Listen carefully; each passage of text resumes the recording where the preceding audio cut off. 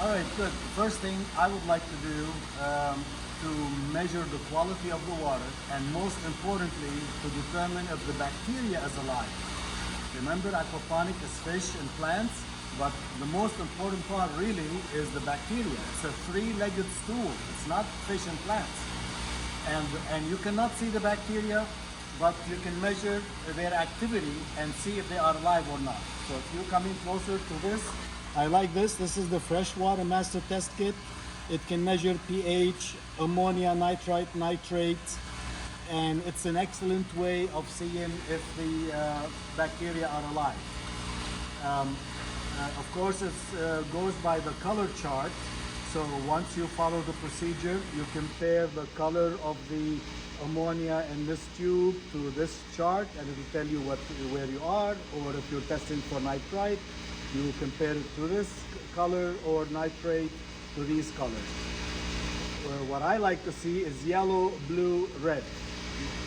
Yellow and blue telling me ammonia and nitrite are very low, because all those levels are converted to nitrate.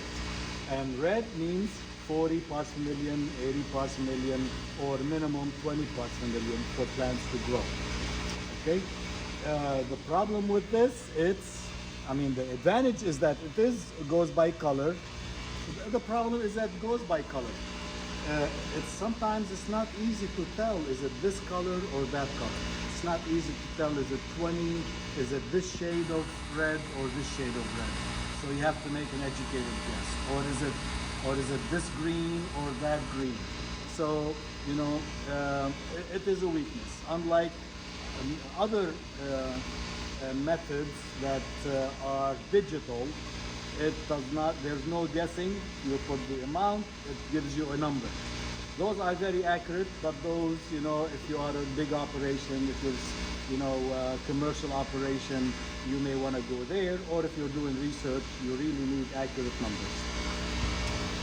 Finally, my final point, if you want to do this freshwater master test kit, is that every time follow the steps. Don't take a guess, don't cut any corners. For example, if it tells you shake this bottle 30 seconds before you use it, shake it 30 seconds. If you don't, it'll give you a wrong number. And I've done it. I've shaken it for like 5 seconds, tested it, and it gave me 10 or 5 parts per million. And then I did it exactly immediately, and then did follow the procedure properly, and I got 40 parts per million. So don't cut any corners, follow the steps properly to get accurate results. This is about $35 depending on where you buy it from, but it's an excellent tool, and I recommend you do it once a week. All right, we're still talking about the freshwater master test kit, and these are the numbers I took yesterday. So here's the systems that I have: ammonium, nitrite, nitrate, pH, EC, and temperature. Okay, those are measured with another probe, but let's focus on these three.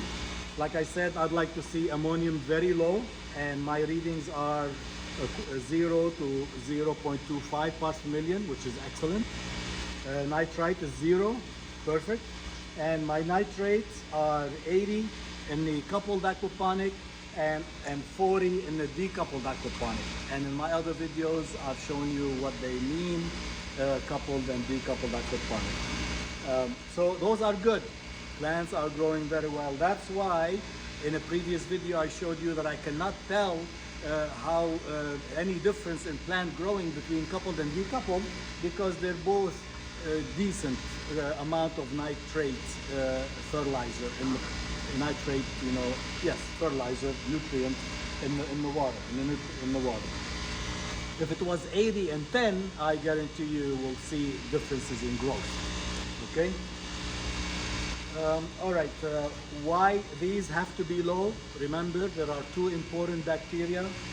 Nitrosomonas converts ammonium to nitrite.